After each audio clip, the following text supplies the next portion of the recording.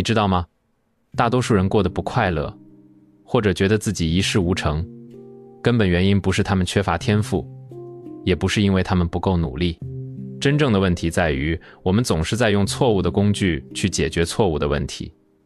这就好比你试图用一把锤子去解开一道复杂的数学题。我们总是被灌输一种观念，认为只有咬紧牙关，依靠钢铁般的意志力，才能改变人生。但如果你仔细观察那些真正在这个世界上获得巨大财富、健康和内心平静的人，你会发现他们很少谈论意志力，他们谈论的是系统。我是纳瓦尔，今天我想和你们聊聊关于如何重写你的人生代码。我们不谈虚无缥缈的鸡汤，我们只谈杠杆。生活就是一场博弈，如果你想赢，你就得知道规则。而在所有的规则中，习惯的养成与消除是回报率最高的长期投资。很多人觉得自己无法养成好习惯是因为性格缺陷，错了，那是设计缺陷。让我们把时间拨回到1971年，那时候美国正在越南打仗。如果你去翻看当时的数据，你会发现一个令人震惊的事实，在那里的美军士兵中，有超过1/5的人染上了海洛因毒瘾，那是20%的人口比例。在当时，海洛因被认为是地球上最难戒除的毒品，一旦沾上，基本就是判了死刑。很多人因此走向了自我毁灭的深渊。当时美国的公共卫生部门都快急疯了，他们预测这些士兵回国后，美国社会将迎来满大街的瘾君子。然而，事情的发展完全出乎意料。当战争结束，这些士兵回到美国本土，回到了他们那无聊却安全的郊区房子里，回到了家人身边。一个奇迹发生了，大约90%的染毒士兵在一夜之间彻底戒掉了毒瘾，没有痛苦的戒断反应，没有昂贵的康复中心治疗，他们就是不吸了。这完全违背了当时对于成瘾机制的理解。科学家们后来深入研究了这个现象，他们发现了一个残酷却又充满希望的真相。很多时候，我们以为的成瘾或者习惯，其实只是环境的产物。在越南的丛林里，压力巨大，随时可能丧命，周围的战友都在吸毒，毒品唾手可得，所有的环境信号都在尖叫着吸一口吧，能让你好受点。但是当他们回到美国，那个充满压力的丛林消失了，周围全是爱你的家人，没有了那种绝望的氛围，触发吸毒行为的开关被关闭了。这给了我们一个极其重要的启示：你不是一个独立于环境之外的个体，你是一个对环境信号做出反应的生物机器。如果你想改变你的输出，也就是你的行为，你不需要去改变你的大脑结构，你需要改变的是你的输入，也就是你的环境。看看我现在的生活，有很长一段时间，我非常迷恋甜食、巧克力、蛋糕、冰淇淋，这些东西就是我的海洛因。如果我的冰箱里有一桶冰淇淋，不管我晚饭吃得多饱，不管我理智上多么清楚糖分会让我发胖、发炎、大脑迟钝，我还是会把它拿出来吃掉，直到挖空桶底，靠意志力去抵抗放在冰箱里的冰淇淋，是一场必输的仗。为什么？因为意志力是一种消耗品，它就像你手机的电池，到了晚上就会耗尽，而欲望是源源不断的。所以我做了什么？我不再试图在这个层面去战斗，我直接修改了环境。我把家里所有的甜食都送给了邻居，或者是直接扔进了垃圾桶。更重要的是，我给自己定了一条死规矩，绝不把这些垃圾食品带进家门。如果在外面想吃，可以，但绝不带回家。如果你看不到它，你就不会想它。这就是所谓的眼不见为净，这不是软弱，这是智慧。稍微调整一下你的物理空间，你的行为模式就会自动跟随。这个逻辑可以应用到任何地方。你想读书，别指望你会在累得半死的时候去书架上翻书，你要在早上出门前就把书放在你的枕头上，这样当你晚上走进卧室，那个视觉信号就会像一道闪电一样击中你。该读书了。你想去健身，别把跑鞋锁在鞋柜深处，把它们摆在客厅正中央，甚至放在你必须跨过去才能出门的地方。我们要做的是让好习惯的提示变得显眼，像霓虹灯一样闪烁，同时让坏习惯的提示彻底消失，像把它们丢进黑洞一样。这就好比你在编写一段程序，你希望用户点击哪个按钮，你就把那个按钮做得最大、最亮，放在屏幕最中间，你自己就是那个用户。但这只是第一步，环境是基础。接下来我们要谈谈动力。为什么我们刷短视频可以刷2个小时不觉得累，但是看10分钟专业书就像在坐牢？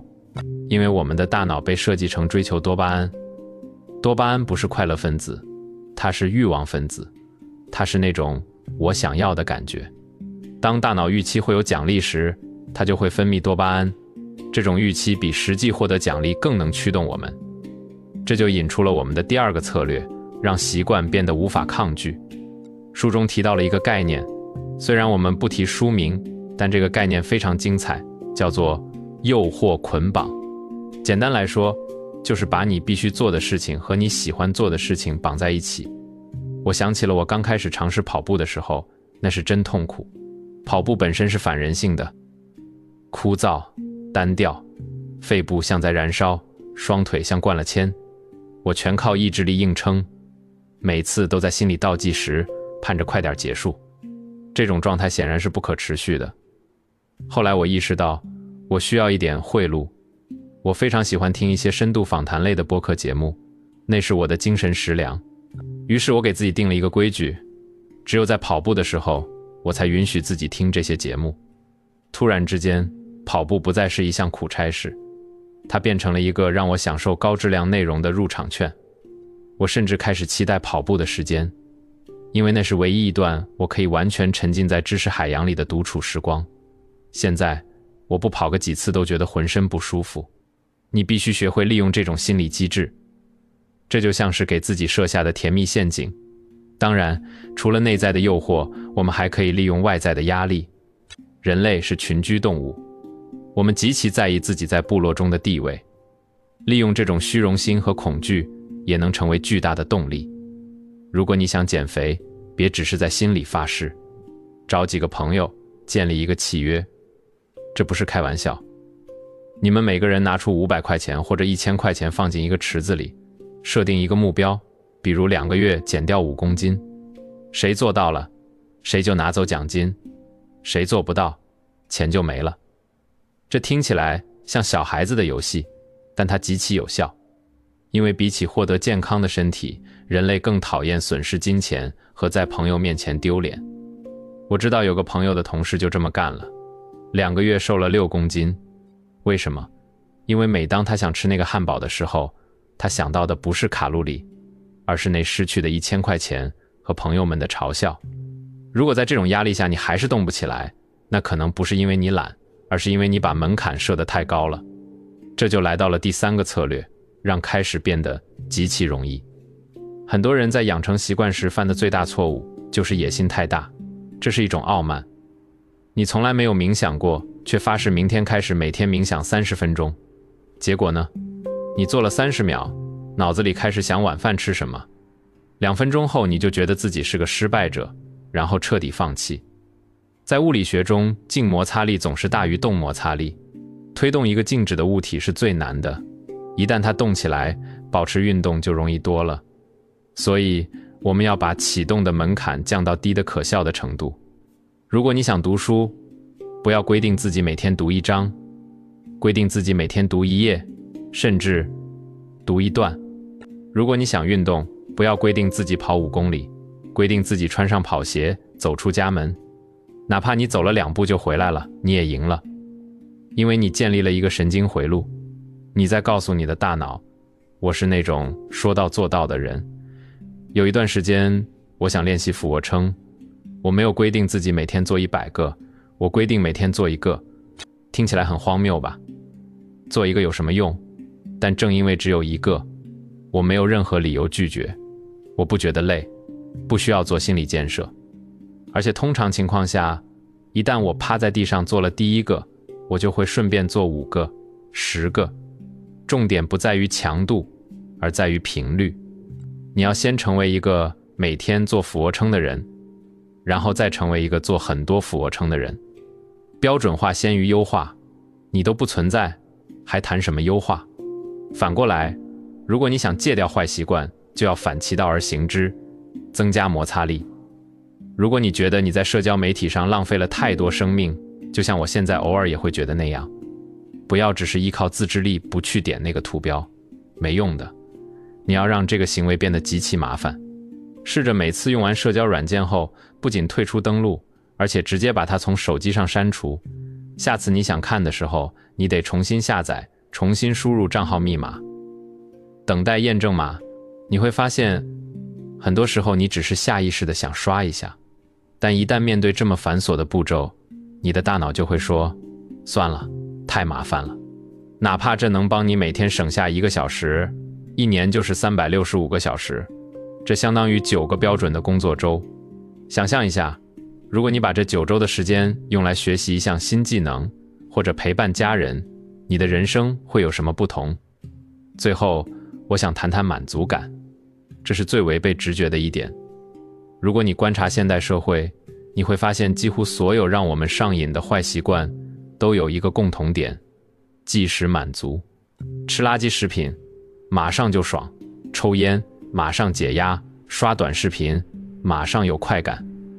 但是他们的恶果是延迟的，10年后你会肥胖、得肺癌、大脑退化。而好习惯恰恰相反，你去健身房，今天练完浑身酸痛，明天也没变强壮，甚至体重还重了。你要坚持好几个月才能看到变化。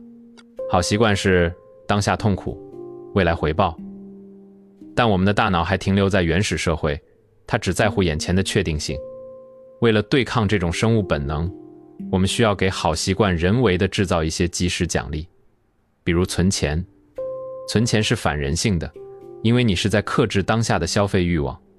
为了让这事儿变得好玩，你可以给自己开一个特定的账户，给它起个名字，比如欧洲之旅或者财务自由基金。